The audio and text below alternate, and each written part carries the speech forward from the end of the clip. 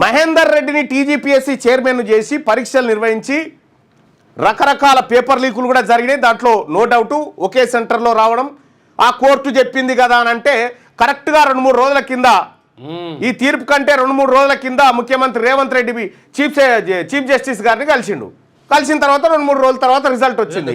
ఇంకా దానికి సంబంధించినటువంటి ఒక టీజీపీఎస్సీ మెంబర్గా మొన్న రిక్రూట్ అయినటువంటి రెడ్డి గారు ఏది ముందే కూసింది అన్నట్టుగా ఇది క్లియరెన్స్ రాబోతుంది, ఇక నెక్స్ట్ గ్రూప్ 2 గ్రూప్ 3 ఉంది అని చెప్పి ముందే చెప్పేసింది, జడ్జిమెంట్ కంటే ముందే.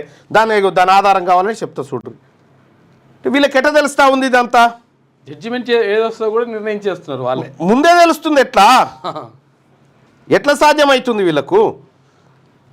10 నిమిషాలలో కథం చేసిరు. అది నిన్న వాదనలు కూడా 10 నిమిషాలలో కథం, ఇది క్లోజ్ అయ్యి. పాపం ఇప్పుడు ఆయన సింగిల్ జడ్జి చెప్పింది తప్ప. ఇగోయినా ఎల్ వెంకట్రామరెడ్డి చెప్తా ఉండు, TGPSC speed up group 2 and group 3 recruitment process, waiting for high court division bench order on group 1 exam 2 release final list of selected candidates for group 1 and group 2. TGPSC today release notification for ఇగో చూసిరా ఎప్పుడు September 21 తారీఖు రోజే, September 21 తారీఖు రోజే TGPSC today released notification for group 2 certificate verification for existing. వీళ్ళకి ముందే ఎట్లా తెలిసింది ఈ తీర్పు వస్తుందని? గ్రూప్ 1 రద్దు తీర్పు సస్పెండ్, హైకోర్టులో టీజీపీఎస్సీ ర్యాంకర్లో కూరట. ఎల్ వెంకట్రామరెడ్డి గారు ఇది పెట్టినని సోషల్ మీడియాలో అంటే ఇప్పుడు తుది తీర్పులకు లోబడి అంటున్నారు. తుది తీర్పు ఏమొస్తుందో, తుది తీర్పు వస్తేంది రాకపోతే ఆల్రెడీ రిక్రూట్మెంట్ జరిగిపోయిన తర్వాత ఈ గ్రూప్ 1 ఉద్యోగాల్లో దొంగతనంగా మన బీసీల తలెల కాడికే నెత్తుకపోయిన ఉద్యోగాలు 78, ఎస్సీ ఎస్టీల కాడికే నెత్తుకపోయిన ఉద్యోగాలు 6. ఎవరి సొమ్ము ఎవరు తింటున్నట్టు తెలంగాణ రాష్ట్రంలో చెప్పురి. నేను ఒక గతంలో ఒక మాట అంటే మాట్లాడిరు కదా, తెలంగాణలో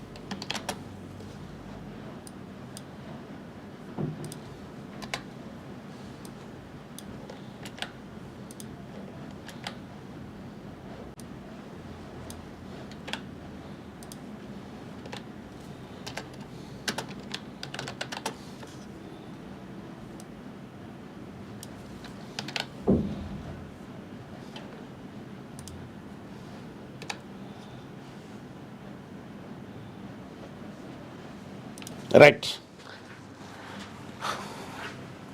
తెలంగాణలో ఎవరి సొమ్ము ఎవరు తింటున్నారు? బీసీ ప్లస్ ఎస్సీ ప్లస్ ఎస్టీల సొమ్ము ఓసీలు తింటున్నారు అనుకునే వాళ్ళు ఇక్కడ. మన సొమ్ము బీసీ ఎస్సీ ఎస్టీల సొమ్ము ఓసీలు తింటున్నారు అనుకునే వాళ్ళు ఇక్కడ. ఓసీల సొమ్ము బీసీ ఎస్సీ ఎస్టీలు తింటున్న వాళ్ళనే ఇక్కడ.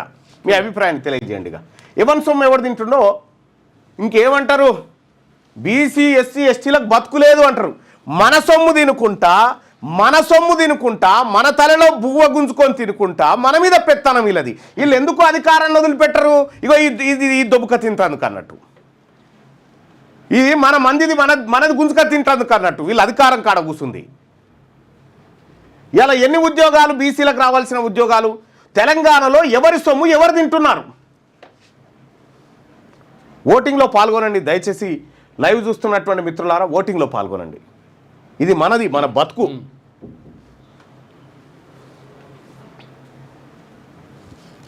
జనరల్ కేటగిరీ అంటే ఓన్లీ ఓసీ కాదు కదట అయ్యా బాసు, ఆల్రెడీ డివిజన్ చేయంగా వచ్చిందా లెక్క.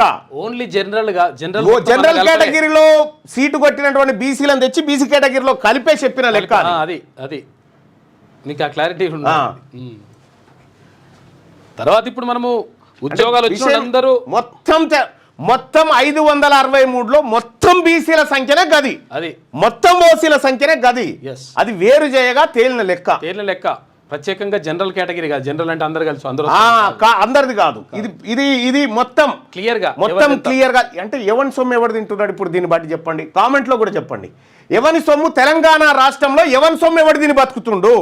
తెలంగాణ రాష్ట్రంలో బీసీలకు ఉండాల్సినటువంటి భూములను ఎవరి దగ్గర పెట్టుకొని బతుండు?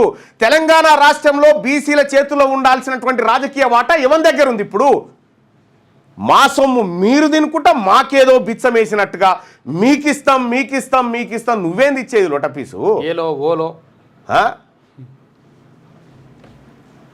తెలంగాణలో ఎవరు సొమ్ము ఎవరు తింటున్నారు? బీసీ ప్లస్ ఎస్సీ ప్లస్ ఎస్టీల సొమ్ము ఓసీలు తింటున్నారు అనుకునే వాళ్ళు ఇక్కడ, ఓసీల సొమ్ము బీసీలు ఎస్సీలు ఎస్టీలు తింటున్నారు అనుకునే వాళ్ళు ఇక్కడ. మీ అభిప్రాయాన్ని తెలియజేయండి. ఇంత దుర్మార్గంగా ఉద్యోగాలు పోతాం. పైననేమో రాహుల్ గాంధీ గారు జిస్నే ఇట్నేదారి ఉస్తే బాగేదారి అని చెప్పి ఆయన డైలాగులు చెప్పిండా? ఎవరెంతరో వాళ్ళకి అంత బాగేదారి దొక్కాలని చెప్పిండు. మరి మా బీసీల బాగేదారి ఎవడెత్తుకపోయింది ఇడికేని?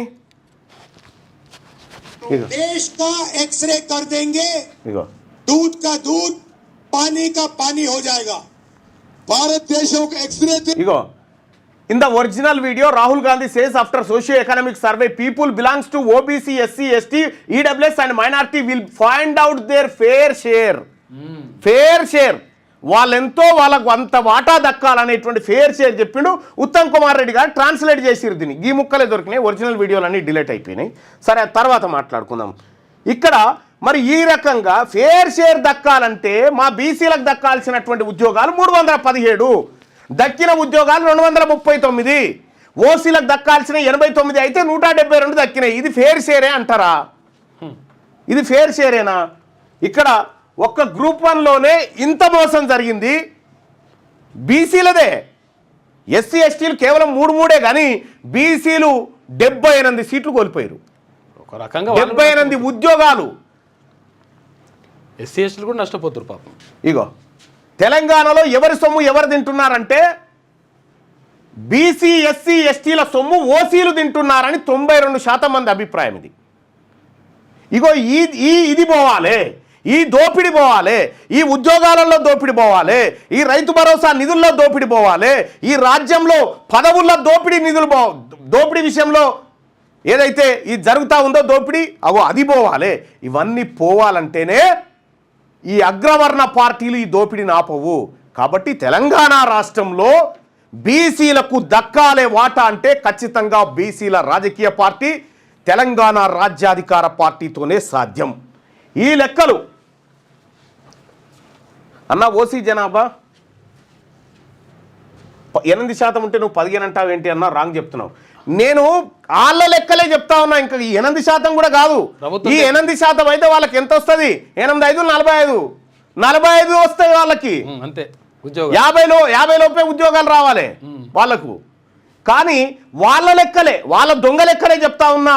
అది 15%గా మీరు భావించొద్దు, 8% లెక్కలు వేసుకొని చేసుకోరు. ఇది కరెక్టే. నువ్వు చెప్పేది 100% డాన్సర్ అంజీ, నువ్వు చెప్పింది 100% కరెక్ట్.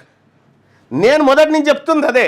మన లెక్క ప్రకారం వాళ్ళు 7.8% ఉంటారు.